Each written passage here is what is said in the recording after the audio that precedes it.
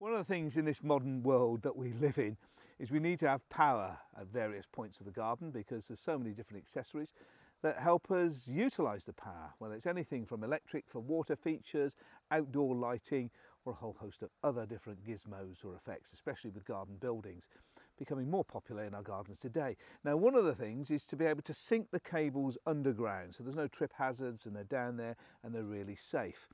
In many cases, you may wish to put 2 or 3 cables. One cable may be for phones or internet, and another cable may be for electric. Here, we're going to drop a conduit down to feed a couple of cables from one part of the garden to the other. We're going to drop it down into this trench. Now, I've got this conduit piping here.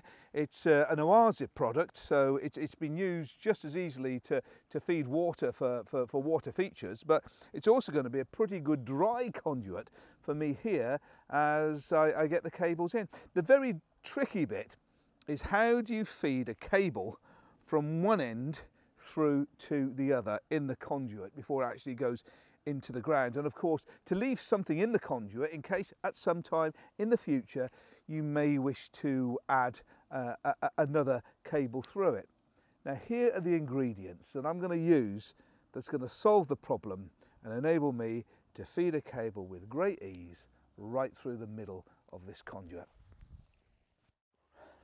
Right, now what you can't do is get hold of a piece of your cable and start forcing it in. You can't push the cable in, it'll just concertina inside the pipe and get blocked. What you really want to do is to be able to pull the cable through. So we need to put something into the cable to enable us to do that. So what I need is some rope, some fishing wire, a bit of masking tape, a pair of scissors to cut the masking tape, an old sponge and a needle.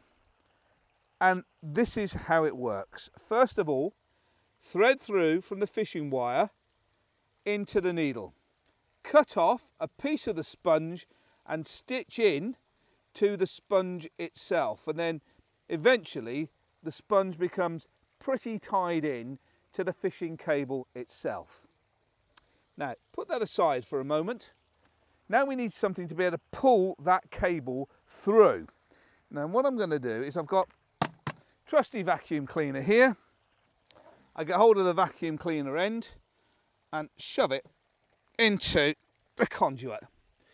Now here's where the tape and the scissors are for, because I just grab a little bit of the masking tape and absolutely seal the end of the vacuum cleaner to the end of the conduit. And that's what I need the scissors for. So there you are. That is sealed up a treat.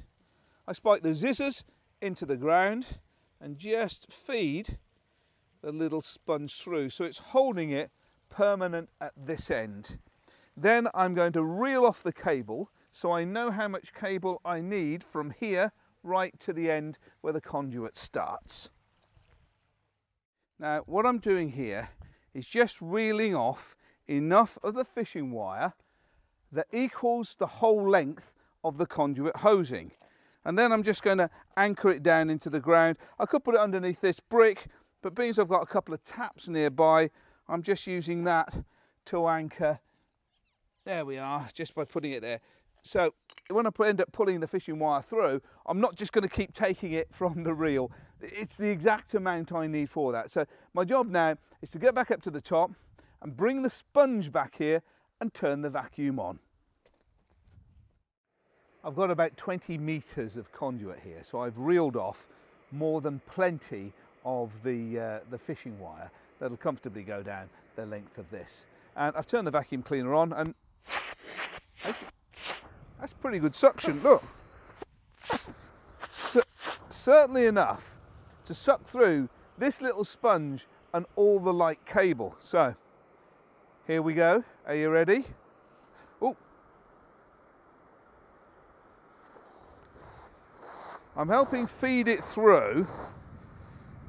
Still getting sucked in. Now I'm just going to create a bit of suction here. Now you can see I've got it attached to the tap, so it's not just pulling endless amounts, and I know that there's enough to go all the way down here. So with a bit of luck, that sponge has taken the wire right the way up to where the vacuum is.